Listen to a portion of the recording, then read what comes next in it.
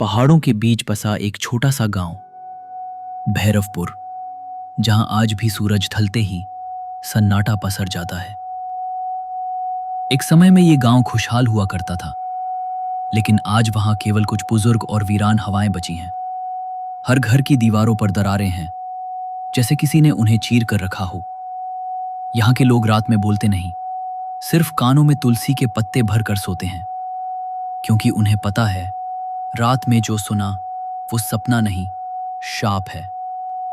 अध्याय 1, इतिहास की गलती। दीपक त्रिपाठी, एक अनुभवी पुरातत्वविद, सरकार के आदेश पर एक प्राचीन स्थल का अध्ययन करने भैरवपुर पहुंचा। उसके साथ थी पत्नी सुमन और 12 वर्षीय बेटा विवेक। गांव वालों ने उन्हें चेतावनी दी, मंदिर के पास मत जाना, वहां कुछ है जो इंसानों का नहीं है। लेकिन दीपक जैसे शिक्षित आदमी को ये बातें अंधविश्वास लगी। शोध के दौरान दीपक ने मंदिर के शिलालेखों की तस्वीरें ली और रात को अकेले मंदिर के भीतर जाने की योजना बनाई। रात 11:59 पर वो मंदिर पहुंचा। मंदिर के भीतर जाने के लिए जैसे ही उसने धूल से ढका द्वार खोला, जमीन कांपने लगी, हवा रुक गई और एक पायल की आवाज आई, छन छन छन। लेकिन वहां कोई औरत नहीं थी। दीपक जैसे ही भीतर गया, दरवाजा अपने आप बंद हो गया। उसकी चीख उस रात हवा में गूंजती रही। सुबह गांव वाले मंदिर पहुंचे। दीपक कहीं नहीं था, बस एक खून से लिखा मंत्र मिला, काल का स्पर्श जिसने लिया वो काल बन जाएगा। अध्याय 2, अधूरा सच। 30 साल बीत गए। विवेक अब शहर में बड़ा हो चुका था। पिता की गुमशुदगी उसकी जिंदगी का सबसे बड़ा सवाल थी। उसकी मां सुमन की मृत्यु के बाद विवेक के पास अब खोने को कुछ नहीं था। उसने फैसला किया, अब मैं वहां जाऊंगा और सब कुछ जानकर लौटूंगा। विवेक ने अपने कॉलेज के दोस्तों राहुल, डरपोक लेकिन वफादार, निकिता, बहादुर और तर्कशील, और जय, मजाकिया पर चालाक, को इस रहस्य में शामिल किया। चारों ने भैरवपुर की ओर प्रस्थान किया। गांव में अब भी वही खामोशी थी, लेकिन कुछ बदला था। मंदिर के पास अब पेड़ सूख चुके थे और जमीन से धुआं उठता था। गांव के बुजुर्ग पंडित हरिनाथ ने उन्हें रोका, तुम्हें नहीं जाना चाहिए वहां। एक बार जो गया वो या तो मरा या मौत बनकर लौटा। लेकिन वो अब इंसान नहीं था।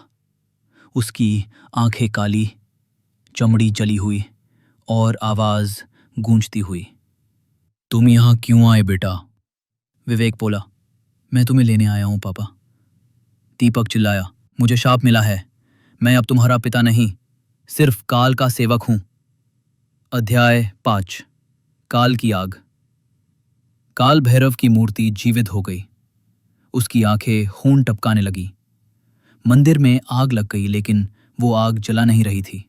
जिन्हें छूती उनकी आत्मा बाहर खींच लेती। राहुल भागा, लेकिन फिसलकर आग में गिर गया। उसका शरीर जला नहीं, बस धुआं बन गया। अब बचे विवेक और निकिता।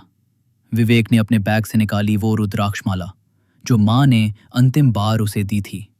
अगर कभी बुरी ताकत से सामना हो तो ये माला भगवान को अर्पित करना। विवेक ने माला मूर्ति की आंखों पर फेंकी और पूरी प्रतिमा चिल्लाने लगी, तूने नियम तोड़ा है, अब तुझे अगला काल बनना होगा।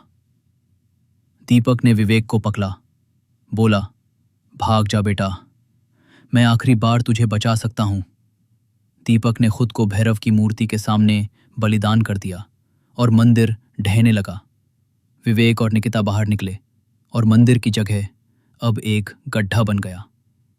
अंतिम अध्याय। शाप का उत्तराधिकारी विवेक और निकिता शहर लौटे, लेकिन उसके बाद निकिता कभी सामान्य नहीं रही। कभी कभी उसकी आंखें लाल हो जाती और वो वही मंत्र दोहराती जो मंदिर की दीवार पर था, काल का स्पर्श काल बनाएगा। और विवेक, वो अब भी सुनता है पायल की आवाजें, हर रात ठीक 12 बजे।